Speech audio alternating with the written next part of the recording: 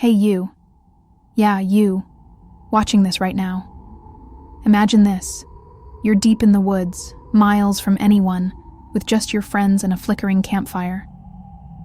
The air's cold, the trees are whispering, and you feel it. A prickle on your neck, like someone's watching you. You turn, and there, in the shadows, you see him. A man. Just standing there, watching. His eyes glint in the dark, but something's wrong. His face doesn't move right. His body twists in ways it shouldn't. And then you realize he's not human. That's what happened to us. Me, Sarah, Mike, and Emma. We went camping in Blackthorn Woods, thinking it'd be a fun weekend. But what we saw out there, it changed us. It's been months, and I still can't sleep without seeing those eyes. I'm Jake, and this is our story. Stick with me, because once you hear this, you'll never look at the woods the same way again. And trust me, you're going to want to know what was watching us, and why. It all started last summer. Me and my friends, we'd been planning this camping trip for weeks. You know how it is. Life gets heavy, work's a grind, and you just need to escape. Blackthorn Woods was perfect. It's this huge forest a few hours from our town, all dense pines and misty trails. People called it the quiet place because it's so far from everything. No Wi-Fi, no cell service, just you and nature. Sounds amazing, right? Yeah, that's what we thought too. There was Sarah, the planner. She's the one who found Blackthorn Woods online, all excited about the hiking trails and this hidden lake she wanted to swim in. Then there's Mike, the joker. He's the guy who brings a guitar to every trip and thinks he's going to be a rock star someday. Emma's the quiet one, always sketching in her notebook or taking photos. And me? I'm just Jake, the guy who films everything. I brought my old camcorder, figuring I'd make a vlog for fun. You know, Adventures in the Woods Part 1. Didn't know I'd be filming a nightmare. We got to Blackthorn around noon. The drive was long, and Mike was already annoying everyone with his playlist. But when we pulled into the forest, it was beautiful. The trees were so tall they blocked out the sun, and the air smelled like pine and wet earth. We parked at this little clearing, grabbed our gear, and hiked about a mile to our campsite. It was this perfect spot by a creek, with a fire pit already set up. Sarah was thrilled, saying it was like something out of a movie, but even then, something felt off. I couldn't put my finger on it. Maybe it was how quiet the woods were. No birds, no squirrels, just this heavy silence. Emma noticed it too. She kept looking over her shoulder, like she expected to see someone behind us. I teased her about it, but honestly, I felt it too, like the forest was holding its breath. That first night, we were fine. We built a fire, roasted marshmallows, and Mike played some cheesy camp songs. Sarah told us about this old legend she'd read online, something about Blackthorn Woods being cursed. Apparently back in the 1800s, settlers went missing here. Whole families, gone without a trace. The locals blamed it on spirits or some kind of forest guardian. We laughed it off. I mean, come on, ghost stories? It's just campfire talk. But that night, I woke up. It was maybe 2 a.m., and the fire was just embers. I don't know why I woke up, I just did. My tent was pitch black and the air felt heavy, like someone was pressing down on my chest. I sat up, listening. And that's when I heard it. A sound. Not loud, but wrong. Like footsteps, but too slow, too deliberate. Crunch, crunch, crunch. Right outside my tent. I froze. My brain was screaming. It's just an animal, Jake. A deer or something. But deep down, I knew it wasn't. I grabbed my flashlight, my hands shaking, and unzipped the tent just enough to peek out. The clearing was empty. The fire was dead. But the trees, they felt alive, like they were watching me. I swear I saw something move, just a flicker, out in the darkness. I didn't sleep after that. The next morning, I told the others. Mike laughed, said I was just spooked by Sarah's ghost stories. Sarah rolled her eyes but checked the ground around my tent. No footprints, no tracks. Emma, though, she didn't say much. She just kept sketching in her notebook, her face pale. I asked her what was wrong, and she showed me her drawing. It was the woods, all twisted and dark, with this figure. Just a silhouette standing between the trees. I got chills. I mean, it was just a drawing, but it felt so real. Like she'd seen something I hadn't. I asked her when she drew it, and she said, "Last night. I couldn't sleep either." That's when things started to get weird. We decided to shake it off and go explore. Sarah wanted to find that lake, and Mike was all about conquering the wilderness. But the deeper we went, the stranger the woods felt. The trees got denser, the air colder. And there were these signs, little things at first, a pile of rocks stacked in a perfect circle, a tree with claw marks scratched into the bark, way too high for any animal. Emma took photos, saying it'd be cool for her art. But I could tell she was nervous. Then we saw him. It was late afternoon, and we were maybe 2 miles from camp. The trail had petered out, and we were just wandering. I was filming, trying to get some cool shots of the forest. That's when Mike stopped dead in his tracks. He pointed, his voice low. "Guys, who's that?" There, maybe 50 yards away, was a man. He was just standing there, half hidden behind a tree. He was tall, thin, wearing this long, tattered coat. His head was tilted, like he was staring right at us.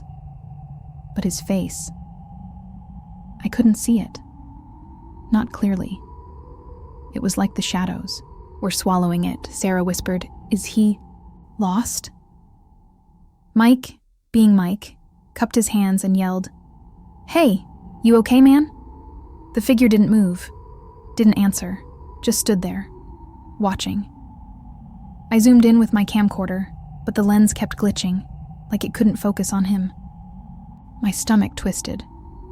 Something about him felt wrong, like he didn't belong here, like he wasn't supposed to be seen. Then he moved, not like a person. His body jerked, like a puppet on strings. 1 second he was there, the next he was gone, slipping behind the tree. We all froze, waiting for him to come back. But he didn't. The woods were silent again. Too silent. We should have left right then, packed up and gotten the hell out. But we didn't. We told ourselves it was just some creepy hiker, maybe a local playing a prank. But deep down, I think we all knew it wasn't. That night we stayed close to the fire.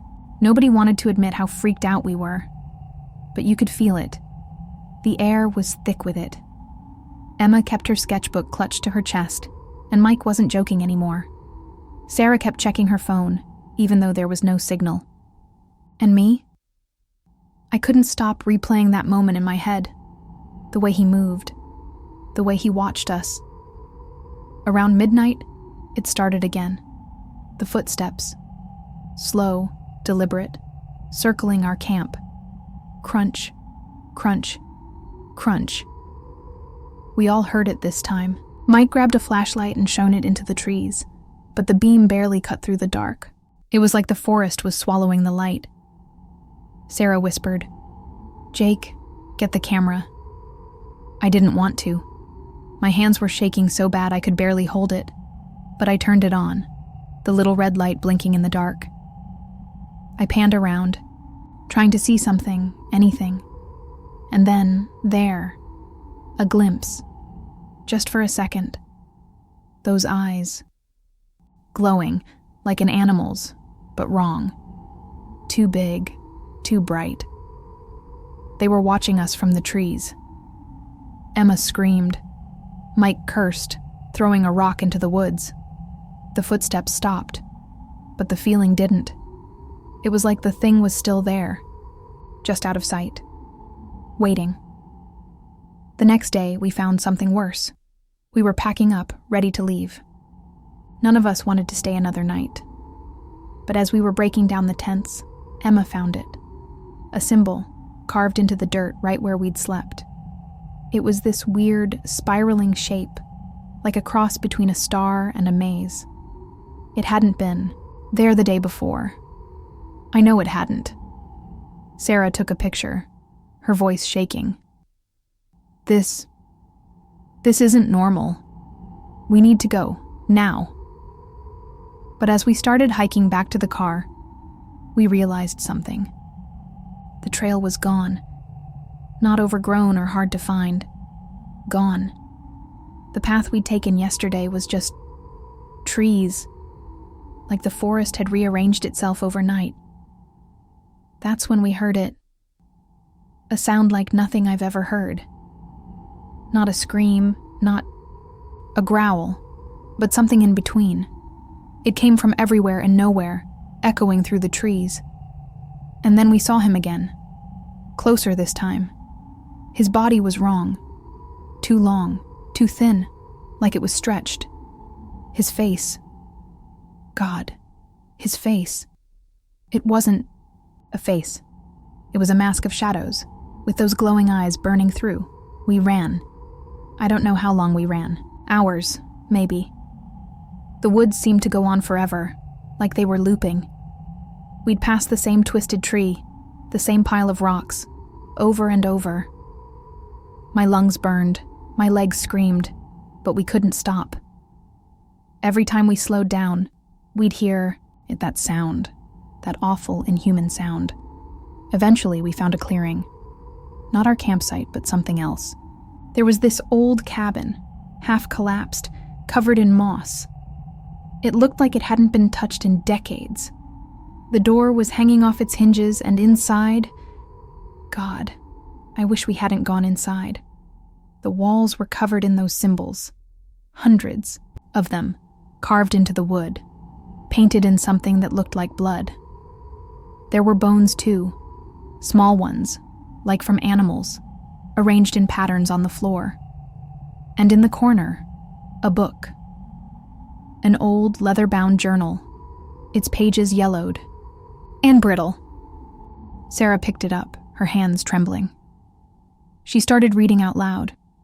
It was a diary, written by someone named Elias Blackthorne. He was a settler, one of the ones who'd disappeared in the 1800s.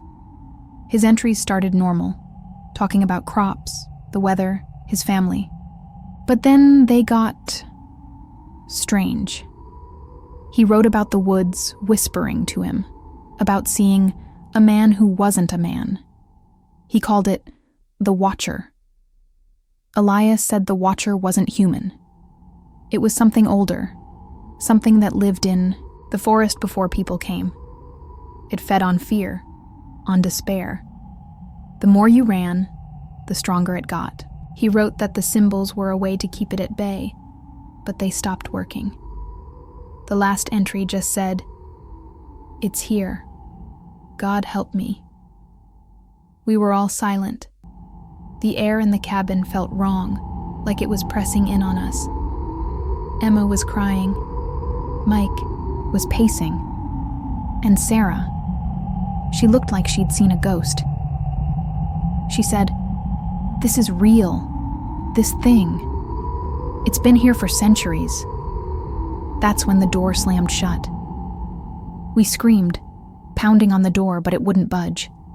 The windows were boarded up, the walls shaking like something was trying to get in.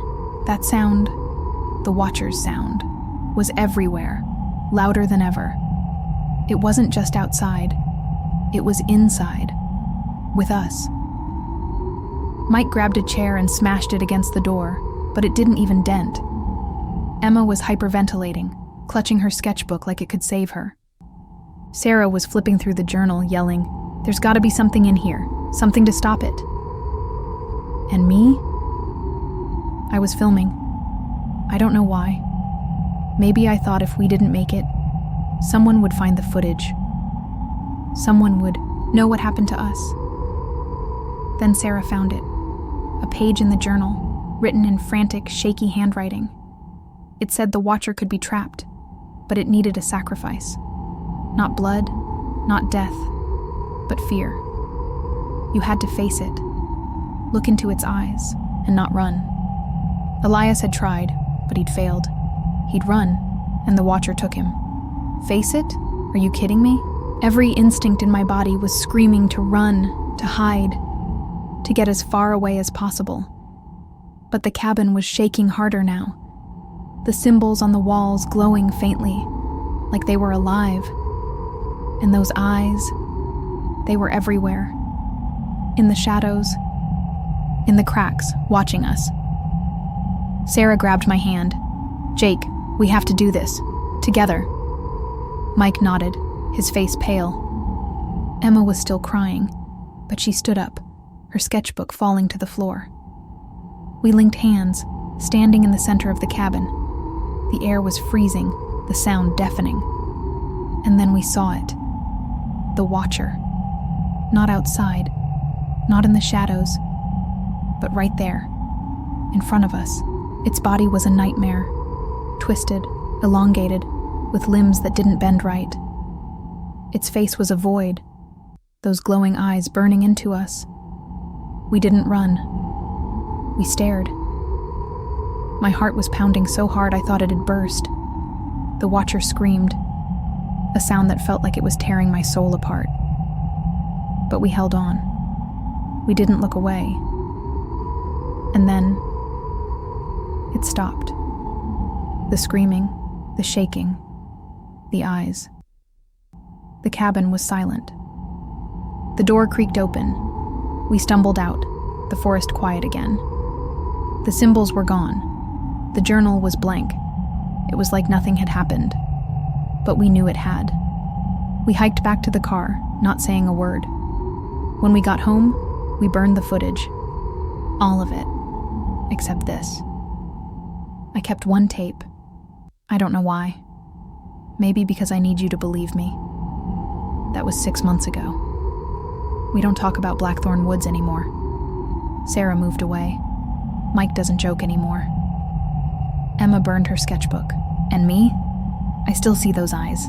Every night. I don't know what the Watcher was. A demon? A spirit? Something older? All I know is it's still out there, waiting.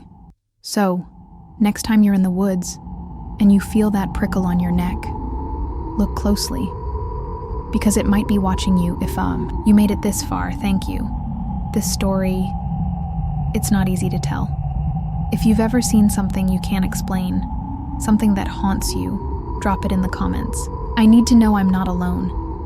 Hit that like button if you felt the chills, and subscribe if you want more stories like this. Maybe next time, I'll tell you what I found in the ashes of that tape. Stay safe out there, and whatever you do, don't look away.